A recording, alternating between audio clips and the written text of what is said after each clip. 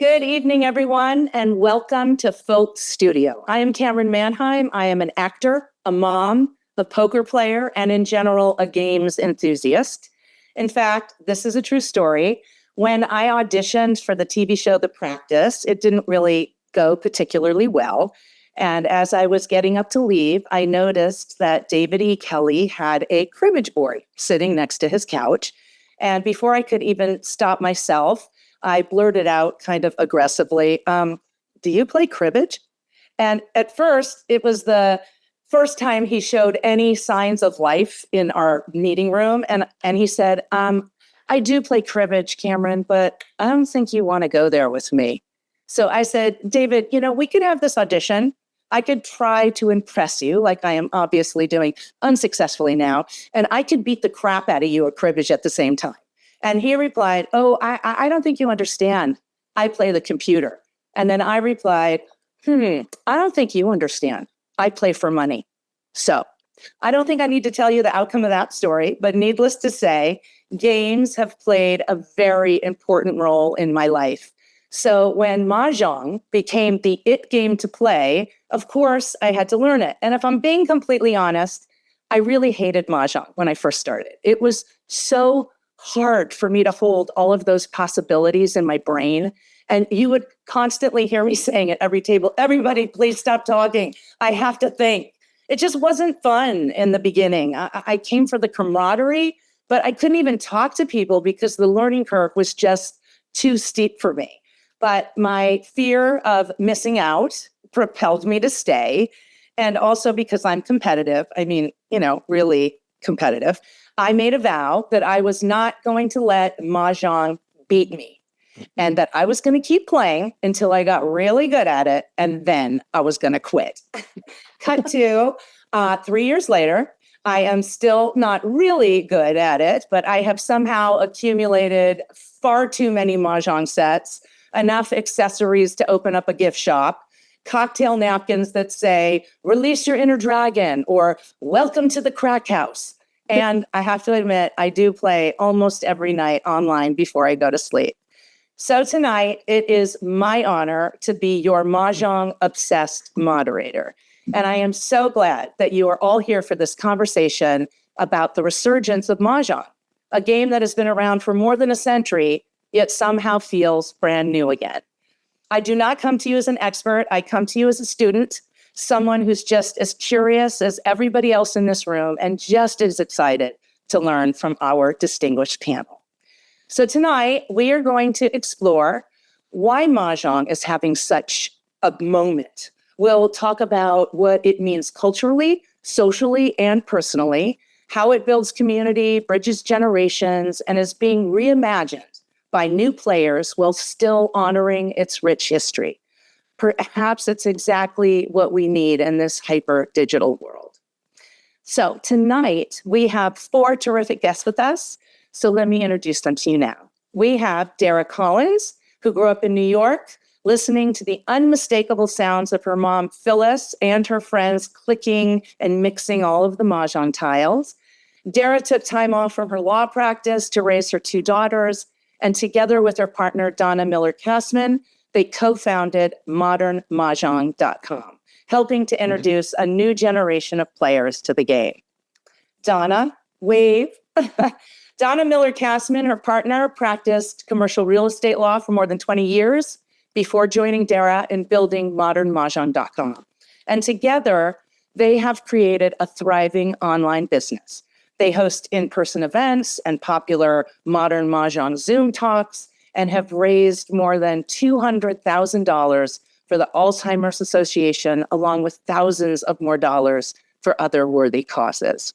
We also have Tara Fickle, Associate Professor of Asian American Studies at Northwestern University, and she is the author of numerous articles and books on games and gambling in Asian American history and racialization, including The Race Card, From Gaming Technologies to Model Minorities. And finally, we have Johnny Levine, who has spent more than 35 years in the Mahjong world and has become one of its leading community builders. Her Facebook group, Mahjong That's It, is the largest Mahjong discussion group in the world, with over 250,000 members and more than 8 million page views every month. That is amazing. I am thrilled to welcome our panelists. I have so many questions about the game itself, but I would really just love to begin with the big picture. Why now? What seismic shift happened that turned a century-old game into one of the hottest social movements around? Ladies? Great question. So I'll jump in. I think a lot of it has to do with this amazing game that came from China and has been popular. I think of the game as like the roots of the tree are the Chinese game, and then there's all these variations, and there's 40 different styles. And what we've been seeing and the way we play is by National Mahjong League. Since the pandemic, there has been such a resurgence of people wanting to connect and that socialization. And I'm going to borrow Donna's phone, but you mentioned it. It's the counteracting to the digital age. Don't you think? Yeah, we've talked about this before, how the pandemic, we figured out how people were very lonely and they just wanted connection. But what's interesting about the pandemic is that people were stuck home with their husbands, their wives, their partners, and their kids. And women wanted to play, and they said, you are going to learn, and you're going to learn how to play. So all of a sudden, so many more people coming out of COVID knew how to play and wanted to play again. Yeah, they would even, people didn't want to interact in person during COVID. So that's when the online gaming also became huge. And, before COVID, online Mahjong was literally a tile matching game where you would disassemble pyramids. But then during COVID, people would we used to play out in my driveway where the four of us would put out lawn chairs and we would be on corners of the driveway and we would all be playing on our computers and we'd be able to talk in person. So it was a safe way to do something together and to build community. But I actually think the game started its resurgence quite a bit before that. I started teaching about 28 years ago now. And when I started doing it, I was already involved in the community because I was collecting and restoring antique Mahjong sets. I actually didn't know how to play. And when I tried to find a class or somebody to teach me, the only place that I could find was in the senior living complex near me. And I played Mahjong with a bunch of 80 and 90-year-old women who would clean my clock regularly. But it was such an amazing game. I mean, I just couldn't believe that this thing was not more popular than it was. And so that's when I started, after I got better, of course, that's when I started teaching it. And it was a slow rolling process. So I think that what really triggered it and brought it into more of a digital age was with the online gaming when it started. But it actually had started its ramp up before that. Just because of all the different things that it really gives us as women. Men have lots of outlets, golf, whatever. Women, we didn't have that much. It was all child rearing. So, well, that kind of brings me to the next question. Where are all the men? I have so many friends who are gamers, poker players, codename players, Dungeons and Dragons, Catan. I think men would love this game. Where are they? Playing poker. No, seriously. They play poker and they play golf. Do they know that people play Mahjong for money? Because that might help them. Oh, in other cultures, I mean, we find it, and Tara, I do not want to explain this to you. So Maj explain this to you. So I'm sure you will jump in, and I am by no means any type of historian. But when we first started, we just dove into reading about the history. And since it's a gambling game, in many other countries, it's frowned upon for women to play. So in the US, most of the events we have, the majority are women, but we do have more and more men coming in. And in other countries, it's not as many women. And what Johnny said is so true. If you take the term resurgence and Mahjong and Google it in the newspaper columns, every 5 years, you will get a new resurgence. And this one just seems to be such an uptick. Yeah, but I also think in our world, what we see is we have a lot of Jewish men. We're Jewish. They say it's my grandmother that played. Their thought was the old Jewish lady that played. And now when they play, they're fucked, especially if they win. We've had a lot of experiences where I can't learn this. And then they win a game and they are hooked. It's so funny because to Johnny's point that the resurgence started earlier. I think for a lot of Chinese Americans, at least of my generation and a little older, 1989 was like the big year that Mahjong came back. And it's not that it ever went away. It's just that that was the year that Amy Tan's The Joylet Club was published, which I don't know if you ever read, but was, kind of an instant classic and for good and bad reasons. But it was all about mothers and daughters playing Mahjong together and kind of communicating that way. And then the movie that came out, I think I want to say in 94 after that, was kind of another touchstone. And then in 2018, when Crazy Rich Asians came out, I feel like it really also set the scene because there was a really big sort of climax Mahjong moment that resonated with, I think, a lot of viewers. But to Dara's point, I think it was originally a men's game, which is what is so funny. It was like originally kind of a tea house merchants game in China, and then later a kind of bachelor game in Chinatown, during exclusion in the late 1800s. So I'm so fascinated too to see how it's totally shifted to, at least here, a women's game. And I think that that's actually very true even among Chinese Americans. I remember it very much as a kind of like my mom, my aunts, my grandma, as like a really special women's game. So there was a perfect storm. It has been building for decades. We had Crazy Rich Asians recently. There was COVID. There was an epidemic of loneliness. It just seems like all of that just catapulted the growth in a crazy way. The National Mahjong League doesn't publish membership numbers because I've looked for it. But if you compare what was going on in 2016 to today, the growth is just crazy undeniable. You can see that there were mostly private home games back in the day, and now there's thousands of public classes and clubs and tournaments. There were very few young players back in the day, and now you've got the millennials and Gen Z are playing. There were very few, if any, boutiques and manufacturers of interesting creative tiles, and now there's dozens of premium lines. In fact, my friend just texted me this morning. Oh my gosh, I have to read this to you. She just said, everybody sign up for, what's his name? Come on. The Jonathan, who is it? Come on. Adler? Not Adler. It's the fancy tiles that you can never get. It's the one. Chris Lloyd. Yeah, Chris Lloyd. Chris Sorry. Lloyd, yeah. He's like, everybody sign up. It's the last day you can sign up for the Chris Lloyd mailing list, just to be on the mailing list to maybe get one of these sets. It's crazy. Yeah. And then also back in the day, so little social media presence. And now it's just all over the place. So I know COVID is in our rearview mirror. What has just propelled it to this insanity that it is now?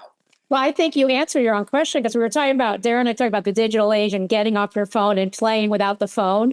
But social media has really blown up this game. If you go on Instagram or TikTok and the algorithm starts following, it's all Mahjong. And younger women are looking, going, that's really pretty. Oh, we can host and we can have wine and we can have, fancy mats and, the tiles are getting colorful and pretty. Oh, we can have it at a bar. We can have it at a restaurant. So younger and younger people are playing. And there's also a friend sent us a video this morning.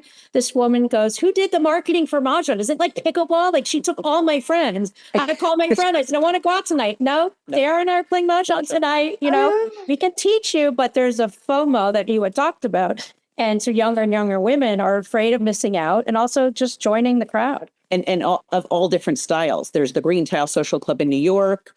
There's the Mahjong, I think, Mega Church in California. And it's just all ages, all demographics. And it's just... Wait. The Mega Church? Tell me more about that. What is that? I don't even know if I'm allowed to. I think it's like a private... you could go online. It's just Jared's Instagram. You could go online and see pictures of his event. Okay, cool. So, okay. I think another big part of it, though, is the beauty of the game. So, because I come from the era of the sets that were really gorgeous. They were works of arts. In the 1920s to about the 1940s, the sets that were made were really spectacular, right? And then as the game started to die off, the sets became very boring. The only thing you could get was like the white Amazon sets that really had nothing going for them. I mean, they didn't even make, and Tara, you can probably correct me on this one, but they didn't even make the beautiful Chinese sets anymore that were the hand-carved ones. All the hand-carving houses went out of business.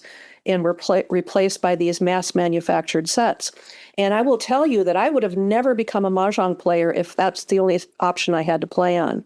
I only started to play because of the beauty of the sets. I really thought that it was a way to bring art into your life in a very functional way.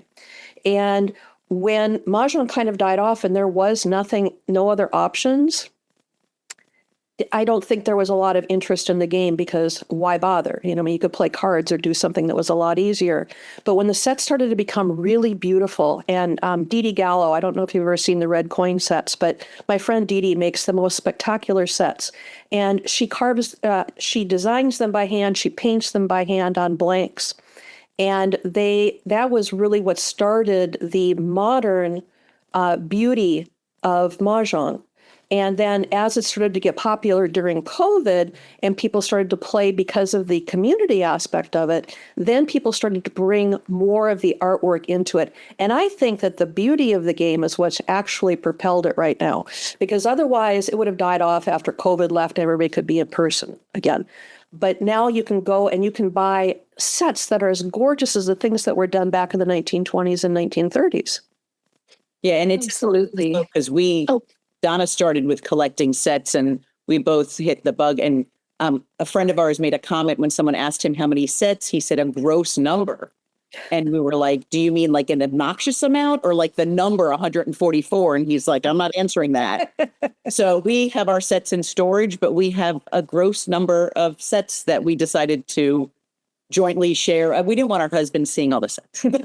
And what's great, we get to play on art. If you have a beautiful painting, you're just looking at it. But like Johnny said, you could play with tiles that are just exquisite. If you bought it from someone else and they already played on, they have a story. There's a history to them.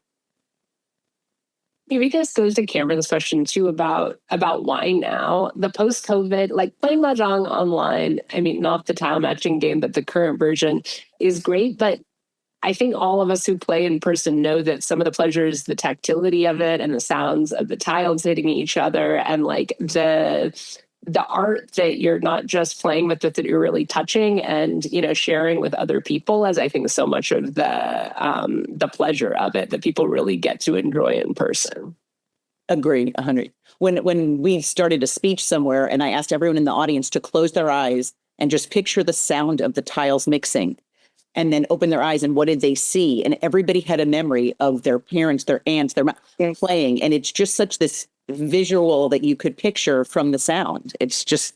Yeah. Well, Dara, you were talking about that, about your mother Phyllis and her friends. There's, I think, nothing more comforting that when you're a child and you're upstairs and you think the boogeyman might come in or someone's going to come and steal you, that you can hear, people downstairs laughing and they're alive. And I know I felt that way when my parents played bridge, and I'm sure you felt that way with your mom Phyllis and her friends. There is something very comforting. Very. What's funny about that, more men come up to us and say, I remember my grandmother, my mother. I remember the snacks. We were not allowed to touch that. The girls are coming over. But more and more men have that memory of the girls coming over and the snacks. But there's been such a big change of when we would play in public. We would play 2-player and we would each play on a rack and we would play. And people would say, what is that? Is that dominoes? And now it's, I want to learn. Where can I learn? So in just the past, 20 years that we've been playing, it's been such a shift.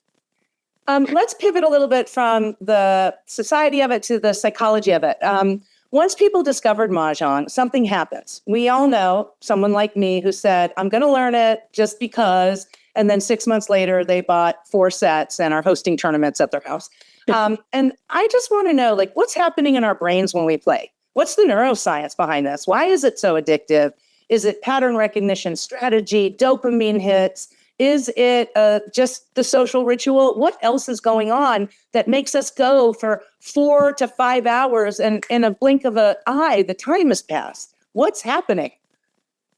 Well, Dara and I always talk about, you would never go out to lunch with your girlfriend for 4 hours or you feel guilty. As women, we feel guilty. We should be doing other things. But if we say on every Tuesday, we're going to play Mahjong, there's no guilt because we are actually doing something for our brain. We raise a lot of money for Alzheimer's Association, as you said before. When the new card comes out, I always say, I feel like the wheels in my brain are really working because you're trying to learn the new card. you're doing something for yourself as a woman. You're doing something for, your friends. And my friends were really there for me after my mother passed. And so there's no guilt involved, I don't think, in playing for a few hours once a week. And also when you're so close, I mean, a lot of people tease that they're one away. I always had it. It's that kind of like you're at a slot machine and you're like, if I just play one more quarter in, I'm going to win. So it's like one more game. Like you just have this feeling like you have enough time for one more game. I think it's funny that whenever you're playing and somebody calls Maj, everybody wants to say, I was just one away, and wants to show their tiles, because it's so much effort to put a hand together. It's a lot of work. And I think people want you to see where they were at, even though they didn't win the Maj. But, it's very funny. Everyone has to go through their So hand. Cameron, call us in 2 years when you're really, really, or, in 6 months when you're terrific at it because you're competitive. You will call it the autopsy, and you will not want to do that. Oh, really? Away part of your hand. You're giving away how you think or what hand you were going for. You may want to go for that same hand next time. So we always tell people, don't say a word about what hand you were going. So the comparison to poker is it's a tell when you give people Yes. information about how you play and what hands you go for. Yes. So we do Interesting. a lot of strategy Zooms, and we always say that you could borrow from a lot of other games. From Scrabble, I say you borrow from something I read in a book, that what you leave on your rack is just as important as what you're putting down on the table. So if in 2 steps you're going to have to pass a pair, then during the Charleston, you're going to set yourself up to not do that. And then with poker, Donna knows when we were playing, my posture is not great, but if I was one away and I was scouting, I mean, all of a sudden I had a posture of a beauty pageant. I was like, so I learned to adjust my physical, verbal. We don't say where are the jokers in this set, because then somebody can gain from that you're not ready to call something, except What? the bluffing. We played with somebody who said, "Oh, there's no jokers in this set. What do jokers look like? I don't know." And the next, she said, Mahjong, and with 5 jokers. So people really I bluff all the in time. Mahjong. Is that you, John? We played with Johnny. No, that wasn't you. But there's bluffing in Mahjong. So Well, I have another book for somebody to write then, because there is a book, a quintessential book in poker called Caro's Book of Tells. And the entire book is about people's tells when they're playing poker. So I think we need a book for Mahjong about people's tells. We have it on our social media, but not in a book form yet. But yeah. Because this brings me right to my next question. What makes a good Mahjong player? And I noticed that the best Mahjong players always seem to be the best observers. Is it about reading tiles, reading people, strategizing? What are the qualities of the Mahjong players you admire most? Only playing. That is it. It is learning the card well. Because when you understand the card well, your brain kind of makes it work. You see tiles, you don't have to struggle over a hand. You always have your main hand, and you'll have a couple of backups because you're not having to overthink it. When you start thinking too much about your tiles or what you're going to play or how to make something fit together, or God forbid, how can I, I can't get rid of this pair, right? When you stop overthinking your hand, you find that it kind of rolls out organically. And that to me is the biggest tip I always give people, is you just have to play and get familiar with the card. So Cameron, in poker, is there a certain percentage that people quote that's luck versus skill? I don't know if there's an actual percentage, but I would say you can win a hand with the worst cards in the deck. So it really, skill plays a huge part in it. Right. There are famous players that won tournaments. Doyle Brunson with the 10-4. It's his favorite hand. It's a crappy hand, can't even make a straight, and he wins over and over again. It doesn't matter the cards you have. It matters what you make people think the cards are that you have. So that is strategy and betting.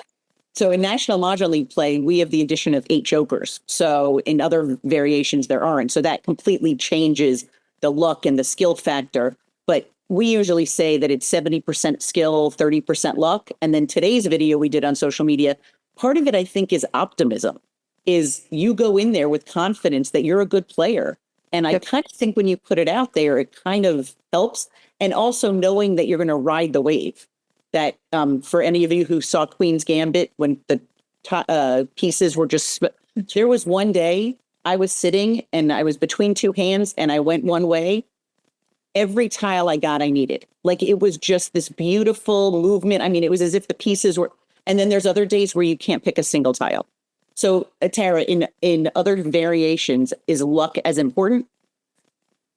So I've actually only played Chinese Mahjong rules. So I read about and learned American Mahjong rules. But yeah, there are jokers, in Chinese Mahjong. And then you're also just building patterns on your own, right? Like you're not following a card. So I don't know. I actually think that the percentages that you gave about 70-30 skill and luck is probably true. But there are so many different qualities of hands that you can build that you could win with a really low hand. But you would admire somebody who was one away, let's say, trying to build a really special, disjointed hand. I was at a game a few weeks ago and they tried to sneak in some house rule where there were blank tiles. And I'm like, no, that is I just couldn't believe it. I'm like, I can't play with blank tiles. That will mess me up. What is that? And why do people, is that a beginner's game and they just want to make it easier? Sarah and I are like, Yeah, horrible. You don't even want me to say it. It's so upsetting. It is so upsetting. If there's anything that's going to kill the game in the United States, it's going to be those freaking blanks. All right. And how can you possibly have a table rule where you are told that you have to sneak tiles off of the table? It's insane. How that ever got any traction just escapes me. yeah, Tara's like, what's happening? Yeah. Say an Amazon set 160 tiles. So they give you extra tiles in case you lose one and you could sticker it. Or if you crack one, well, there's a new thing going around where you actually use those blanks in the game. And they tell you to sneakily, they call it a zombie tile, where if something's already been discarded 5 turns ago, you can't call it normally. But this way, you take a blank that you have, no one's looking, you put it on the table, and you take that natural tile. So it dumbs down the game. First of all, it makes the game easier. What we tell people also makes you look ignorant, that if you don't know what those blanks were really meant for, don't do it. Like we always say, knowledge is power. Know what the rules of the game are. Know what other styles of Mahjong are. Know what those extra tiles are for. And we really believe in teaching by the rules of whatever style you're learning, because then you could play anywhere. I mean, I go to California, New York, we're going to North Carolina this week, Chicago. We could drop in any game. And it's just such a wonderful feeling. And if you learn with blanks, to then learn how to play by official rules is a huge learning curve. So we had somebody at a tournament tell us that the woman at her table looked around and go, wow, this is really hard now. Like she was so scared to play because that's not what she was used to. All right. It also takes all the strategy away from it. And if you pull it back to poker again, poker's a game of strategy. Well, Mahjong is a game of strategy too, except when blanks are introduced, because then you don't have to be smart about selecting your hand or not getting yourself pigeonholed in something where you don't have your pair. It makes it so that it dumbs it down. It just makes it so that you don't have to think to play. Yeah. And what drives us crazy is that the younger women that are learning think that's the way to play. Right. They're being taught. They have teachers out there now, and I'm not going to say a company, but they get out there and they teach their teachers to teach people with blanks. And these teachers are charging a fortune for lessons, and they don't know how to play. They've been for like a couple of months, right? And they get certified, and all of a sudden they get to go out there and they get to teach other people how to play, and they don't even know how to play themselves because they think blanks is the game. Wait, is there a certification process? Like who can grant certification? No, it's not a certification process. Oh, there should be, because this is very serious stuff. And I'm nothing recognized by the Nothing recognized. If the National Mahjong League did it, that's probably different, which they won't. But people are making a lot of money paying for certification. And then we feel like we are marching up a hill in that we are then asked to come teach classes, and all of these habits that people have picked up that are crutches that are not by official rules. So, well, we need to do a campaign, no zombie tiles, because the place I went to, it just seemed so natural. And there was something in me, having never heard it before in my life, going, no, I don't want to play with those. Just call it what it is. It's a house rule. We play a with house- kids from New Jersey and they're like hot ball, cold ball. We're like, we don't play like that. Those are house rules. So, And call it'll it- give you And very it kind bad of habits. it's kind of going back to, I don't know if you guys agree with me on this, but going back to how it was 89 years ago when the league first created the rules, because I couldn't go to Donna's house and play the same way at Johnny's house or Tara's house. So they created the standard and they had it at the Essex House in New York City. They expected 100 people to come, over like 400 people showed up because they felt strongly about the rules they wanted to be included. So interesting. And All it's right. great if you're into the history. Dr. Annalise Hines has a great book, Mahjong, Chinese Game and the Making of Modern American Culture. It's a terrific read. We've spoken to her many times to get information about the game, and we had her on a Zoom during the pandemic, and it was just, her knowledge is amazing. I'm so glad you brought up the history, because now that we kind of all understand why people fell in love with Mahjong, how it kind of became so popular recently, I want to rewind a little bit, because this game has traveled thousands of miles. It has crossed cultures. It's changed dramatically along the way. And I just want to know, like, how did this game travel from China to America and evolve into the distinct American version that so many of us play now? So back in 1920s, there was a gentleman that his last name was Babcock, and he's often credited for bringing the game over. He was a executive with Standard Oil. I don't know how to say this, but I'll just say how it happened. He saw the opportunity to bring a game from China to America and profit off of it. right. So he saw it everywhere and brought it to New York, California, politicians, actors, and it was so popular that America had to ship bone to China to continue to make the sets.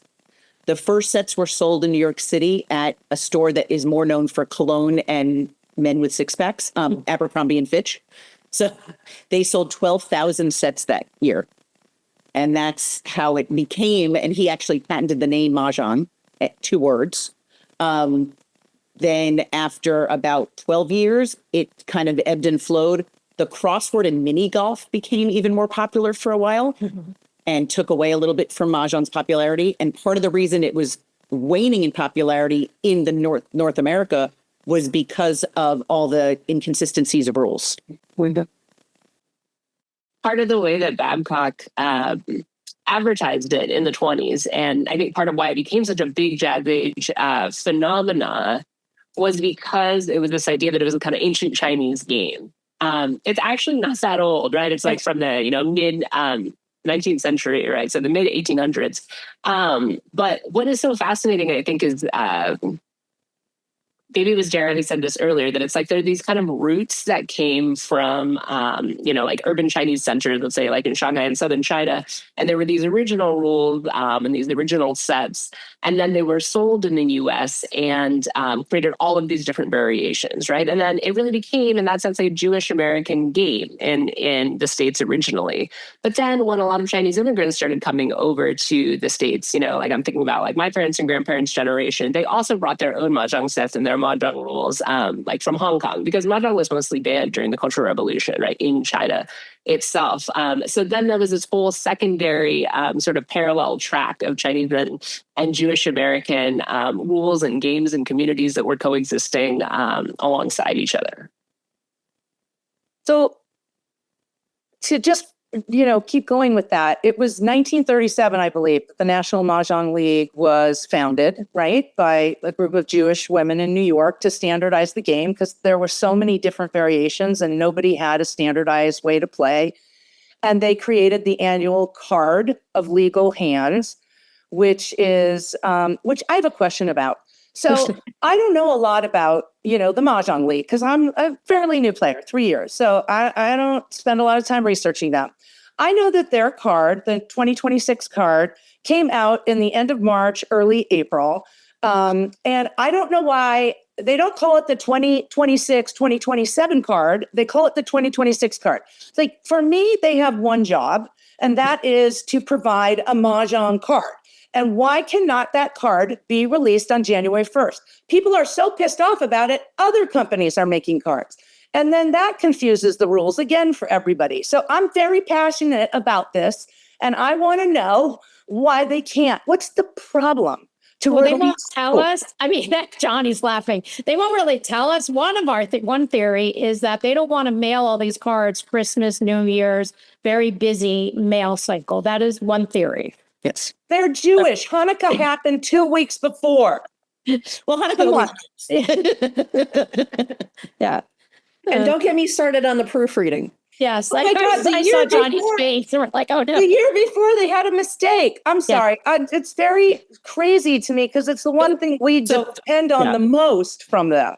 Cameron, one thing- every single year, there is an error to one degree or another. This last year was kind of like the year we all had meltdown because it was two different errors, each different on the two sizes of cards. Okay, and it was finally enough is enough, right? But every single year, and I run a huge Facebook group. It's gigantic, right? Not everybody checks every day. So when there is a dumb error on the card, people come in, I get the same question over and over and over and over again for months. Yep. It's Same. like, and if they would just let somebody look at it to proofread it, you know, So my question is, Donna, me, you I know, know my lawyers partner, are used to proofreading. we could find these errors like in. I always say whenever I have a technical issue, I just sometimes like I can't figure something out on my phone. I'll be in a restaurant and I'll just go, is there anyone here under 25? Can we please just get me someone under 25? And then they fix it immediately. It's like where are the young people in the Mahjong League to help this happen? So this is not going to be, this will be a hot take that you probably don't agree with, but as much as we can complain, it has been around since 1937 and they are expanding and growing every year. So whatever fumbles they are doing, somehow they're, somehow No, I'm they don't grateful have you email- brought it back to gratitude for the they National don't have, I Mahjong know, League. try. They don't have an email address that you have to call and wait to ask a question, So are And you you can in rarely touch get with somebody them? on the phone at that. Are you in touch with them? Have you spoken to them about it? Have you offered to help them with the card? And Every year. Yes, area Johnny has, we have, other people have offered to buy the league, run it themselves. People have called us, you two are lawyers, you can buy it and run it. It's not a, so that cracks me up. I think that's kind of a sweet part of the history, I do. I try to look at the. Yeah, but it's not the same people. The league is not the same entity as it was before. People think that it's this big, altruistic charity organization. It's not. They're a private, for-profit company, and they should be running it better, right? They bring in millions and millions and millions of dollars, and they do not put it back into helping the league grow and be something. So, if anything's going to kill the league, it's going to be them. Well, yes, some new group might start a card that gets a lot of traction. It's very sexy and it comes out in January. And, it could, they could. Listen, we never thought MySpace would go. Then we had Snapchat. Then it can happen. Ginormous corporations can fold. They should listen There's about no the less than card. 8 cards out right now. 8 Yeah. new cards. I don't think any of them have done that well. I'm not sure, but I don't know if they've done very No, well. because they're They've done very holding well. they're holding on to the tradition, And since we were still talking about history and the tradition, Tara, I'd really love to hear from you since you're an academic in this field. What haven't we asked you? What is interesting in the perception of like taking this game from another culture and making it our own? We don't look at Monopoly or chess, which are also political in nature.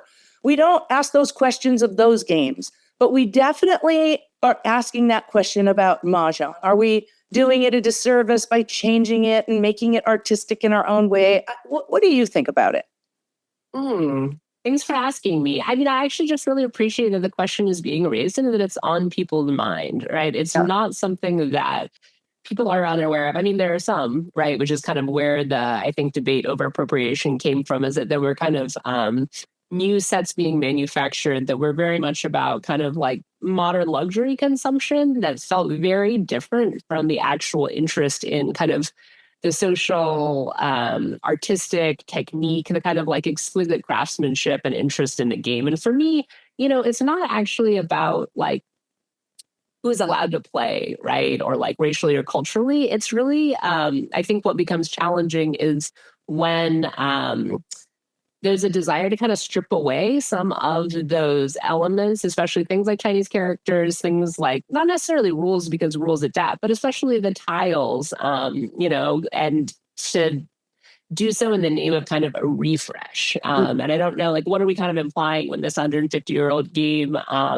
that in the Chinese game needs to be modernized, right, and refreshed? And so I think that's where it's not actually just the diversions in the rules, because my sense is that a lot of the spaces that you all are talking about, I don't know how many Chinese Americans are a part of them, only because a lot of us grew up with a different set of rules. So it's actually so fascinating that there's a completely almost different game. But I would actually really love to hear both from Johnny and Donna and Dara too about how the discussions are taken up. Because my sense is that people do, on the whole, players especially really want to be respectful, because the history of the game is part of what appeals to it. They feel like it's kind of the soul of the game. And that's as true as when it was a Jewish game, as when it was the Chinese one. So to me, it's like kind of stripping away both of those histories. And to Johnny's point about it being, like it used to be like a Jewish philanthropic thing too, not just a social game, but it doesn't sound like it's that anymore. No, but talking about the groups that we're talking about not being inclusive or not including everybody, my group is all kinds of Mahjong. So I've got American players in there, I've got Hong Kong players, there's Rishi players in there. We discuss all different versions of Mahjong, and this issue of cultural appropriation and honoring the history of the game is actually discussed quite a bit in my group. And they're very deep, very good, thoughtful conversations. And because I've got so many Hong Kong players in there, and a lot of me actually live in China and they still participate in my group, I think we get a really interesting perspective. And it's an educational part of it. When women who grew up playing Mahjong, the Jewish Mahjong out of New York, and they played with their mother and their grandmother, a lot of times they don't even realize that that's not the original form of Mahjong, or that there is even other forms of Mahjong, because they think that it is the game, right? So for them, it's been a really interesting and I think valuable discussion that's happened in our group. Education is key. I mean, as lawyers, we know that. But it's like going to an art museum, and if you don't know anything about the artist, you don't know anything about the painting.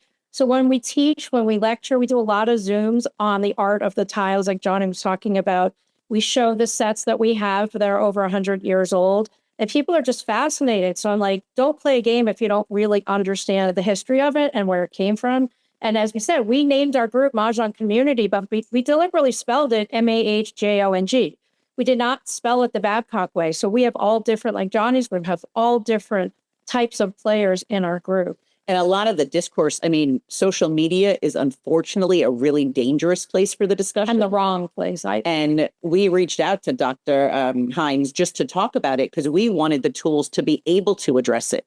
Because here we are, two blonde Jewish women that are playing a game that came from China. So to us, it's very important that we always start with the history and discuss it. And we honor the beauty of it. It's beautiful. Part of what I really enjoy and appreciate the opportunity to be in conversations like this is because it reminds me that in some ways, it's not that it's just two different games. It's that people have different relationships to why they play the game, right? In some ways, it is an attachment to a kind of like matrilineage and these whole like grand millennials who are really interested in this sort of nostalgic return to things that my grandparents did. But it also reminds me that for me, for example, like I understand some of the challenges of seeing the characters taken away, right?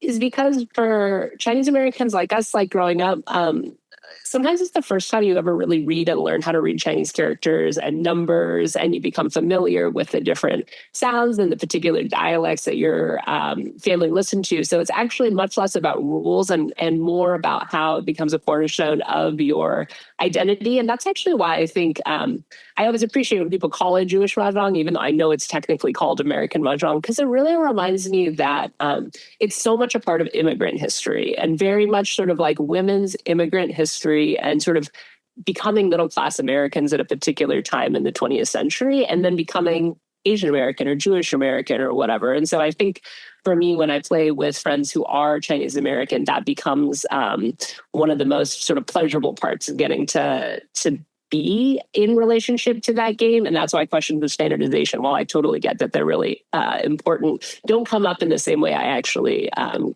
that you might expect them to. Right. And it's interesting. We just did 2 events in New York. We spoke at the 92nd Street Y when the card came out. And then we just did an event at the Museum of Jewish Heritage. And so many people said to us, it was so meaningful for them, whether they were Jewish or not, but to be at the museum and play, because they do feel, there's an article that Kveller did online, and it was the Southernification of Mahjong, because they do feel like that kind of connection to and we don't call it Jewish Mahjong, but Jewish Mahjong is being taken away. So it was very interesting. We don't even call it American Mahjong. No. So, Yeah. but I think people are really missing out, and Terry might agree, if they don't understand the symbols on the tiles and what they mean. There's like some magical quality about it. Why is this red? What does this dragon mean? What is this? I feel like people are missing out on that rich history. Yeah, one thing that's happened recently that bothers me as a player is they've stopped putting either no words, or it used to be red and green that they would have on the dragons.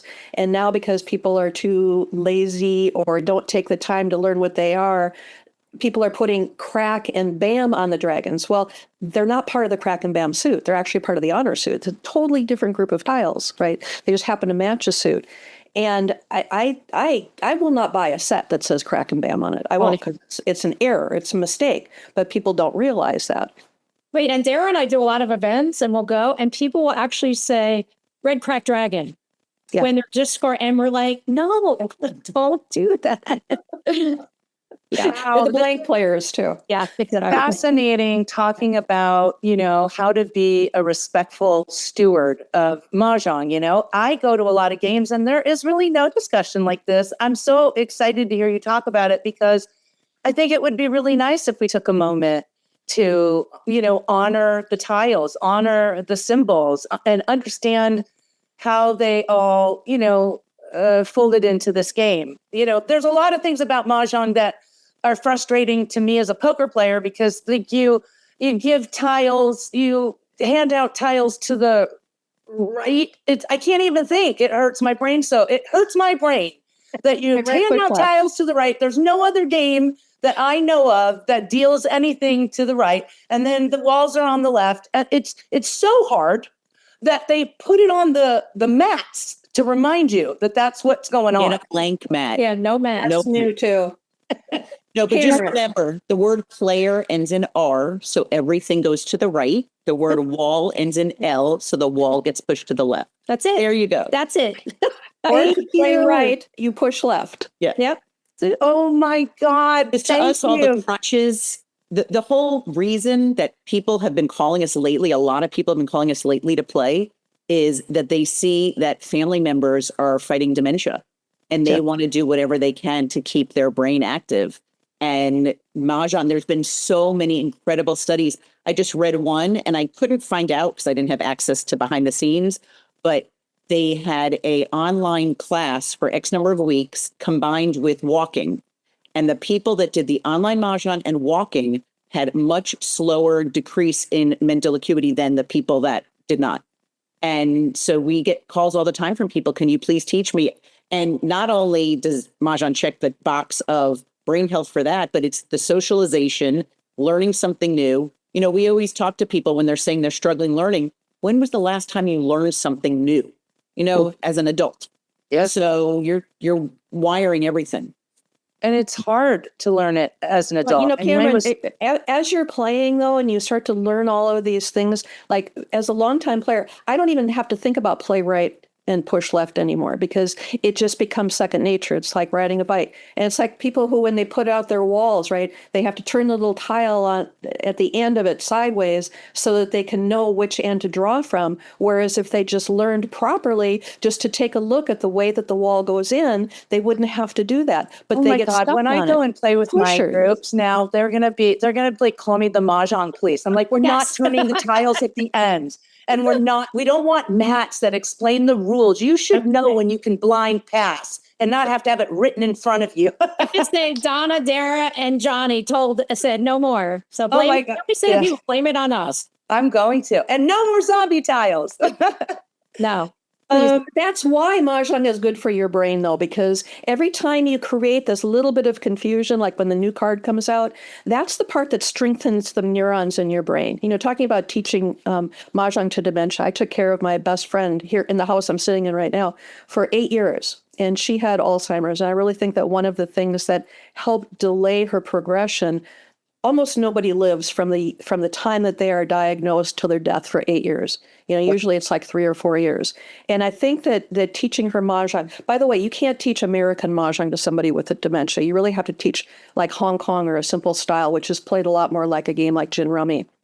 Right. But I really think that contributed a lot to helping her deal with the dementia and increase, I don't know what the right word is, but to make her existence better during the last years of her life with dementia, because she was able to learn and do something successfully. Now, did she make mistakes all the time? Yeah, absolutely. But it didn't matter, right? Because it was the process of using the tiles. Right. Just exercising those muscles in your brain that has to put it all together. You guys are like rock stars of the Mahjong world. And how did you come to, give up your former jobs? You were lawyers, you were successful. Why? How did you go, no, we're changing course and focusing on this, on teaching, on getting everybody hooked on this game? Tell me more about you guys, because I find you so fascinating. Well, it's funny because as a lawyer, my whole family was doctors. I was the black sheep. I was a lawyer. Never in a million years would you think I am not practicing as an attorney. But life got in the way. It means you can't be buried in a Jewish cemetery now. You're not a lawyer or a doctor.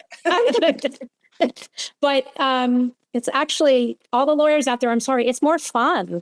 It's actually more fun to have a business with a friend, first of all, to teach. I mean, we love what we do, so I think it comes across in our teaching, but the fact that it is more fun than being a lawyer. But also several professions do not allow you to have a family or lifestyle or sick parents, which is all the things that I had. So that's why I stopped practicing. Yeah, and I wrote this as we were starting the Zoom, which I don't think you're going to be able to see it, but it says, who would have predicted this? Yeah. When we started playing Mahjong, we were playing 20 years ago. And at the time, I was like, oh, I'm never going to play. It's for, in my mind, older Jewish women. And I looked back and I realized my mom was 36 when she was playing. She was old, in my mind. And then when we started playing, it just kind of came to me. I just kind of remembered sitting on my mom's lap and listening to the tiles. And then fast forward to when we started our business, we started with the logo, begin with a beautiful roll, for the dice that we made. And I always think of like Mickey Mouse because they say it all started with a mouse.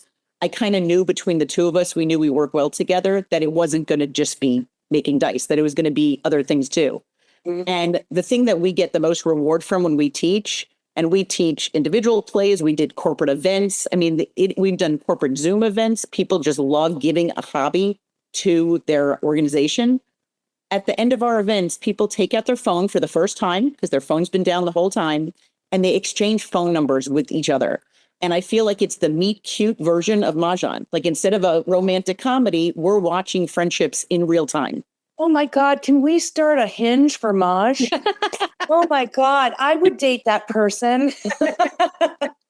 And see, my story was completely different because I started doing the Mahjong because I really saw the potential of what this game could be for women. It was really, truly a love of being able to share and build community. And I had already retired. I had retired in my 30s, but I wanted to expose as many people as I could to what I thought was, like, I still think it is the most amazing gift in the world to women players, right? And I'm not discounting the men players. I've got at least 10% of my group is male, right? So I'm not discounting them at all. But they have always had their outlets. Women haven't. Right? What would we do? We'd go to lunch with our friends. We'd go shopping.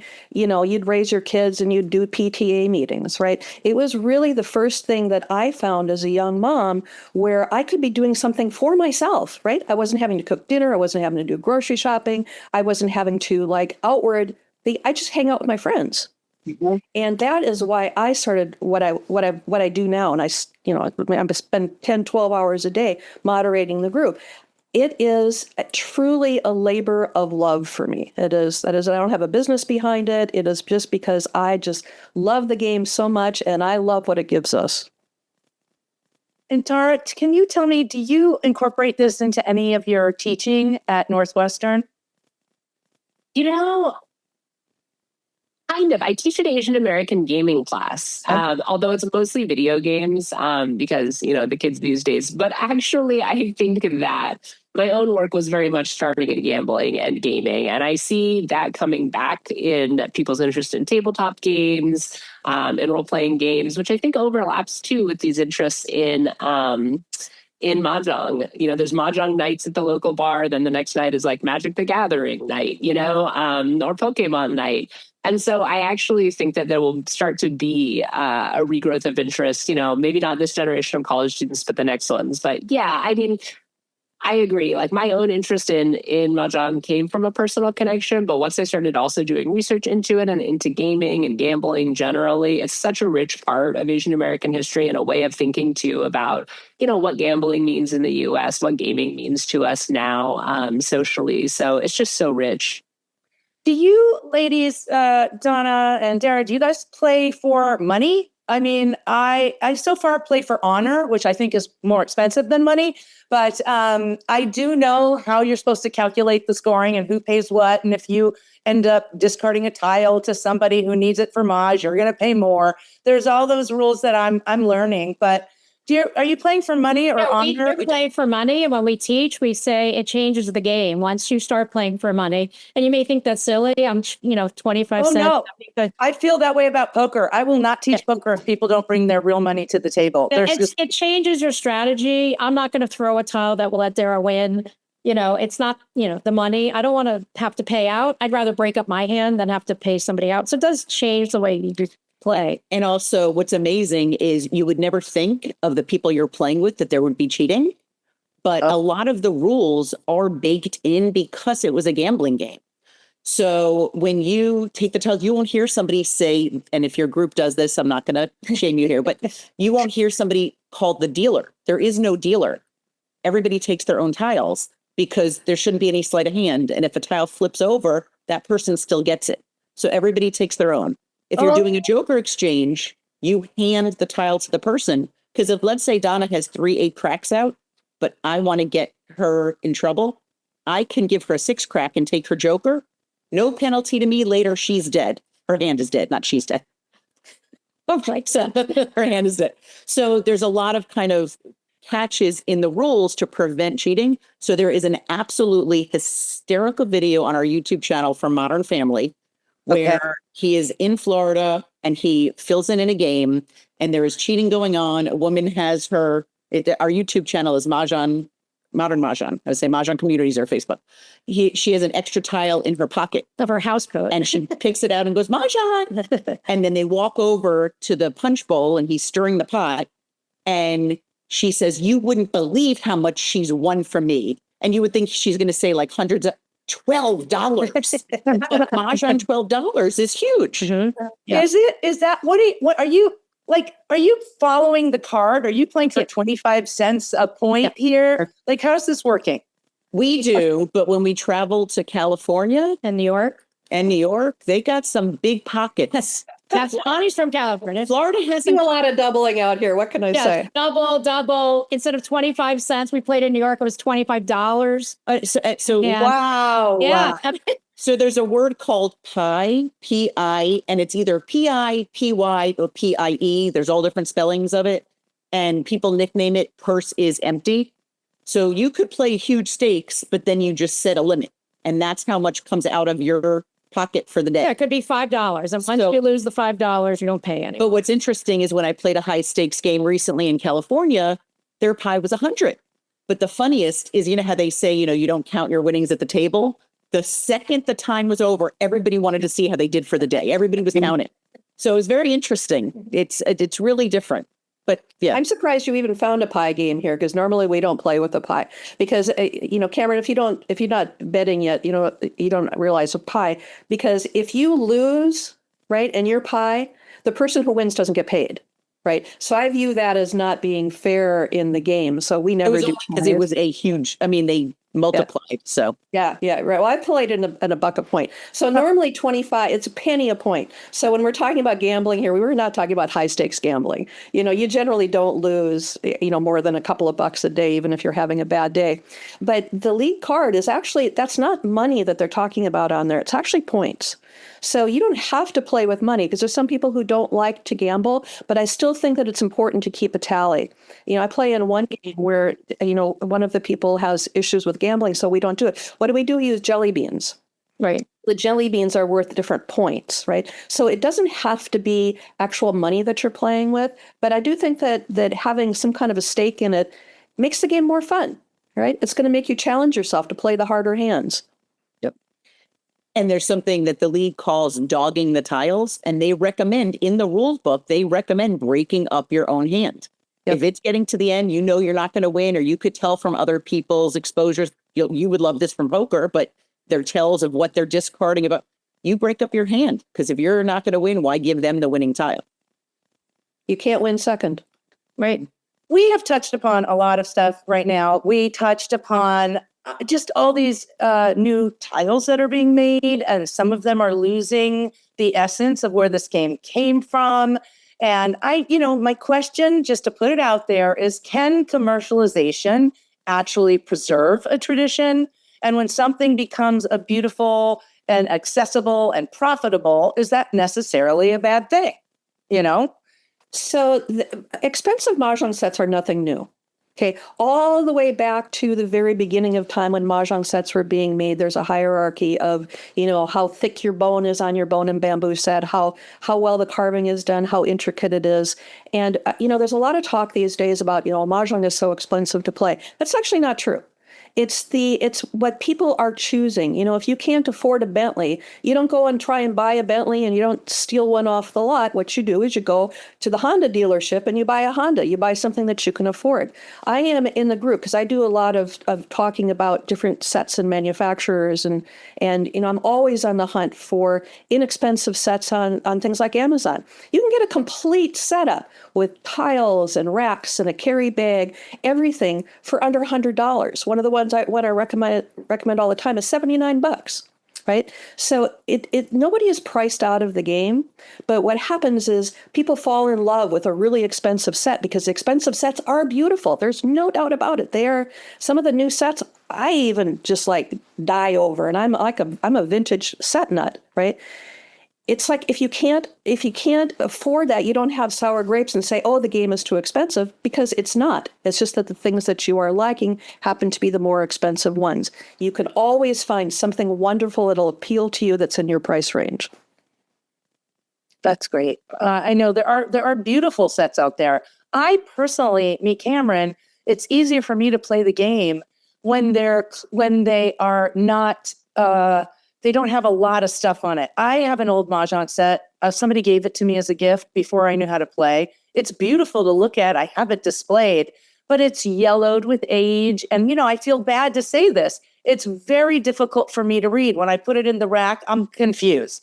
Some of these newer sets, whether they're $79 or the $500 ones, some of them are just, they're easier for me to see and understand, the dots and the bamboo and you know what I mean? Do you know what I'm saying? Well, that's what's making it so popular right now with people wanting these sets, is because they are, I think, there was a time when sets got really crazy. They were like circus themed and dog themed and all of these different bizarre themes, right? But things are coming full circle. So if you're looking at the sets now that are coming out, they're much more traditional. Tara talked about, the especially the crack suit changing, where they were actually removing the wand symbol from the bottom, which I think is an important part of a Mahjong tile, right?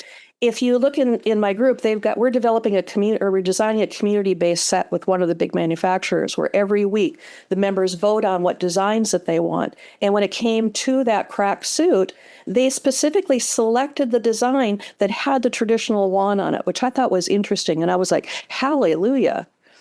So even though they went crazy for a while, Cameron, I think you're going to find that a lot of the more modern sets, the newer ones that are coming out, are much more traditional, and I think are a lot easier to play on. They're not the kooky sets like. Well, I always find like buy a set from someone who actually plays Mahjong because you can tell, like you can tell in the sets that are coming out. I don't know how you study who's making what or what their experience is, but I really think it shows the people are designing if they know Mahjong and play Mahjong or they don't. Cameron, I know you're playing devil's advocate too, about like it being really hard sometimes to be able to decipher what's going on those older sets. And I think I want it to be a little bit hard. I want people to learn that way, like I want them to see the character and remember where it is. And I want them to say bamboo sometimes instead of bam, to remember that that's what it is. And I want them to remember that they're Chinese characters and not crack, and that word, like I think it's great, like for people to be forced to remember sometimes. It doesn't always have to be that way, but I actually think sometimes there's a smoothness. It's not commercialism generally, because like we've said, there are many beautiful, expensive sets. It's just the sets that really try to smooth those things over that I think actually lose a lot.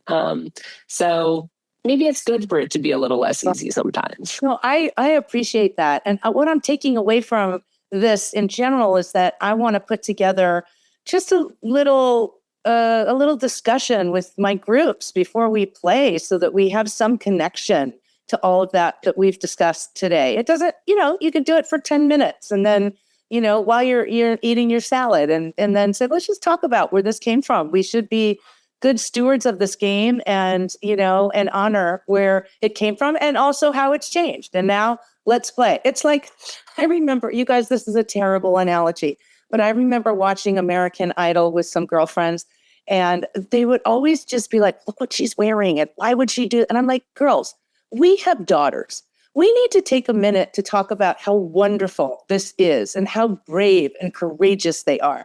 We have to say something wonderful about them every time. We have to change this narrative. And then we would start by like, oh, I really like her this, and she's so brave. And then someone would say, this is boring. Can't we go back to the other way? I'm just like, and the analogy is like, I know I'm going to come to my Mahjong group and go, I've learned so much by this forum that we've had today. I want to share what I've learned. And I want to do it in each of my groups. And I think they'll all be like, sure. Okay, can we just go back to playing the game? But think of it kind of like a GPS. Like a lot of times we put our GPS on, even if we're driving somewhere home. Yeah. And, I think a good thing to do is look at Waze and see if there's traffic, but then turn it off and drive on your own. Because when you're just sitting there listening, it's just rote. You're not using your brain. I think I taught that to you, Dara. I'm older than Dara, so I've taught you that. The other thing is when you get a code, like you're trying to sign on and they send you a 4-digit code, I just try to remember it because I'm like, I want to put it in. I'm not going to write it down. I'm not going to copy and paste it. I'm going to keep that brain going and do it myself. So, well, it's true. And how many phone numbers do you remember of your family? right. Do you know what I mean? It's my own sons. I think. That's crazy. Oops. I have other questions. So my friend just went to a tournament in the Hamptons and she gave me the rules and they're terrifying. Like every other sentence they say is, if you do this, your hand is dead. And it's almost like it's in all caps. And it's so scary. Why are they so mean? And why can't you just go, excuse me, I'm so sorry. That is an illegal move. Your hand is dead. But they yell at you. She cried twice in the tournament. What's going on?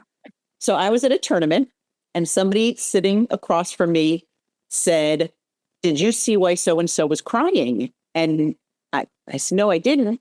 And she said, well, I heard that she was told you shouldn't be here. And the person next to me looks across all of and you're sitting close.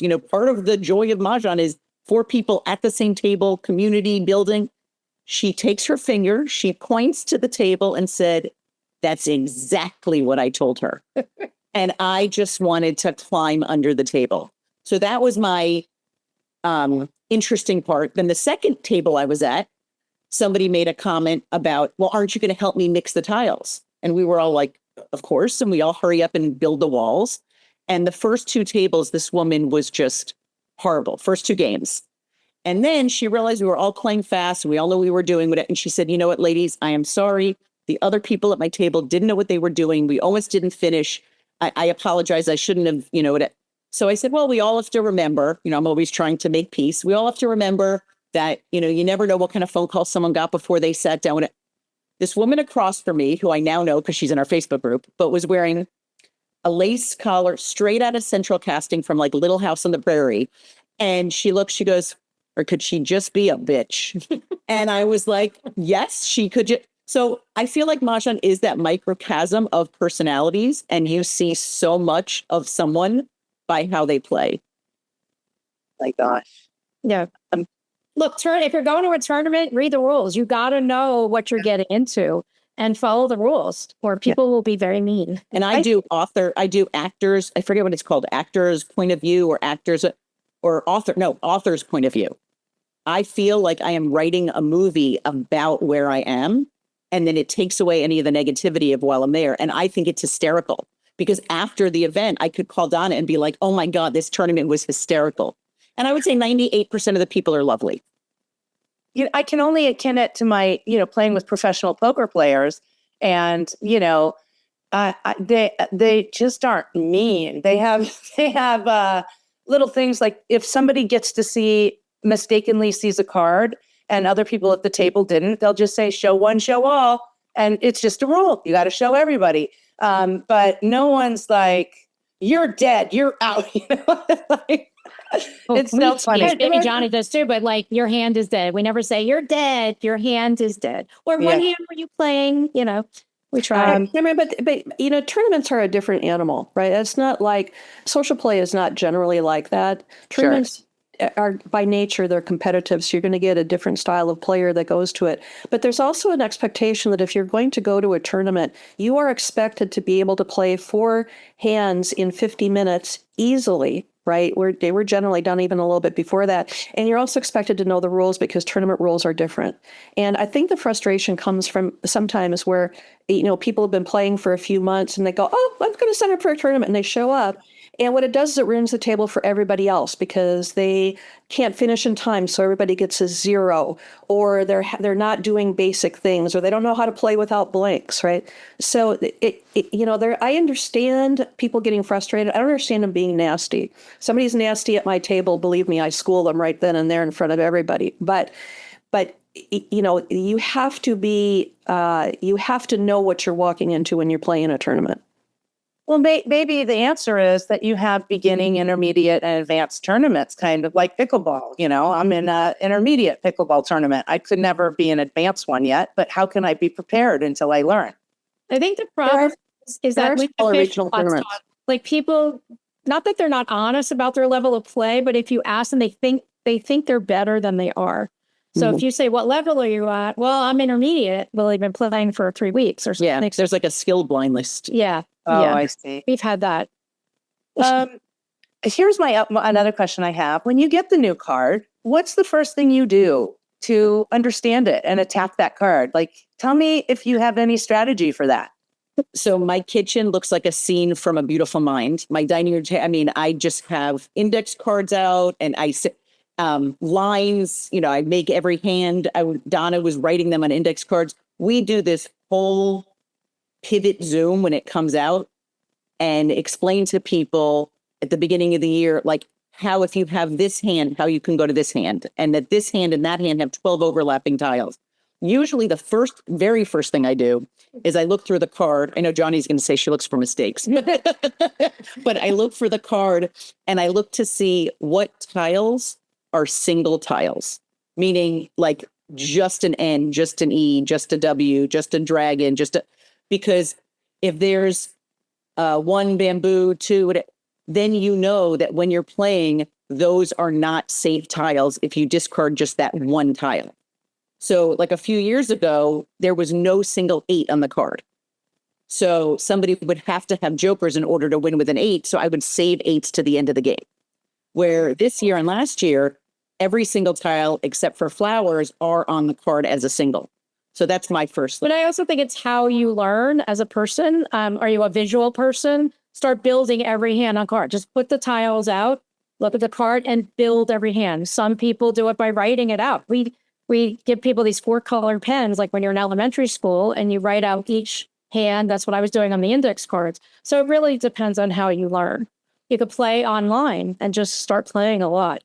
like this year's card, there's 1,077 combinations, even though there's only 70 something hands. So what Donna was saying is people could print out and literally write out 1,000. And like when I was in law school, I would type up my notes every day. That was the way that I would reinforce what I learned. Yeah, So- for me, handwriting is the way I learn. So it just depends on what kind of a learner you are. I was going to say all that tiles back, draws back though into the fact that it's just learning the card.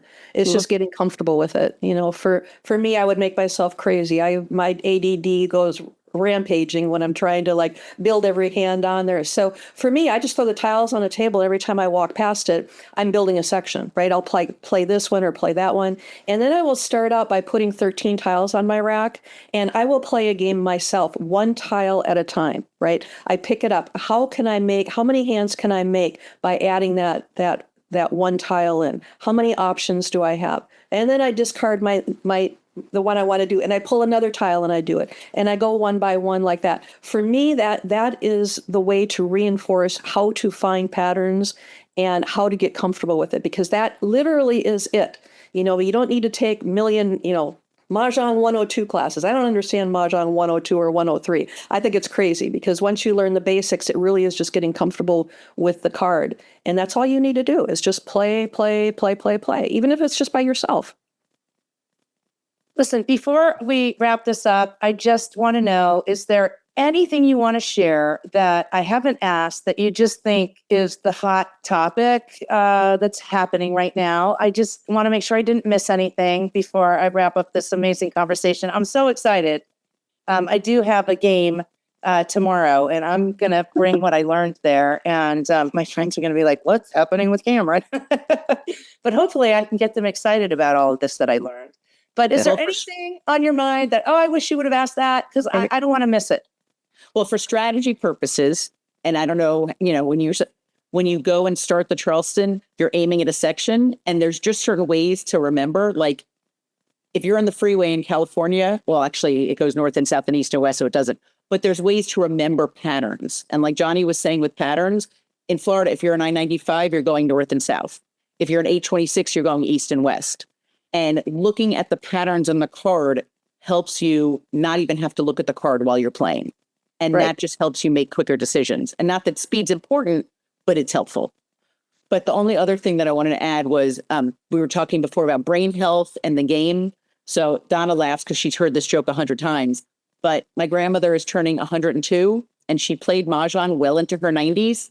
We are not sure how well she played, but she played well into her 90s. So That's fantastic. And I want to say, like, Dara and I have a different story. My mother was from Boston, very, ladylike. She thought Mahjong tiles were too loud. She was a card player, and she thought everyone talked too much and was too loud. So I didn't grow up with Mahjong. Dara did. So I would say to people, you can always learn at a later point in your life. It doesn't matter if your grandmother and your mother play. You can learn, and we always say prepare for empty nesting. You prepare financially. So my last kid, I just took him to Boston a day ago, and I'm going to start crying, but he just graduated college, and I'm done. So you prepare for empty nesting. And I like to say you're not an empty nester. You're a bird launcher. Yes. Okay. That's a good one.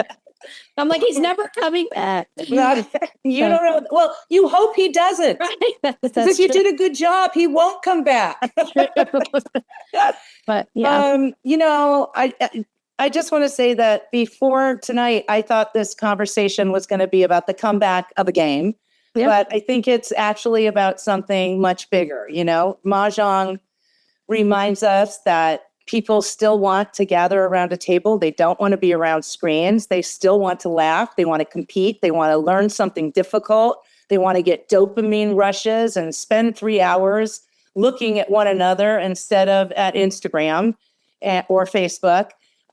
It's a century-old game, has somehow become exactly what a 21st century world needed. So whether you're a lifelong player or someone who's still wondering why anyone would voluntarily memorize a card with hundreds of thousands of combinations, I hope tonight inspires you all to just pull up a chair and learn, because the future of Mahjong isn't just more beautiful sets or more tournaments. It's It's really more conversations. It's more friendships. It's more communities, and it's more generations discovering that these little tiles have an extraordinary way of bringing people together. And I just want to thank our wonderful panelists. This was such a treat and thrill for me. And thank all of you for helping us to celebrate National Mahjong Day with us. And here's a little quote that I like to end the program. Here's to dragons that defend us, winds that guide us, flowers that delight us, and all of our friends who always save a seat at the table for us. Thank you for coming. I'm Cameron Manheim. These were your beautiful panelists, and this is FOLCS Studio. Thanks so much. Thank you. Thank you. Cameron.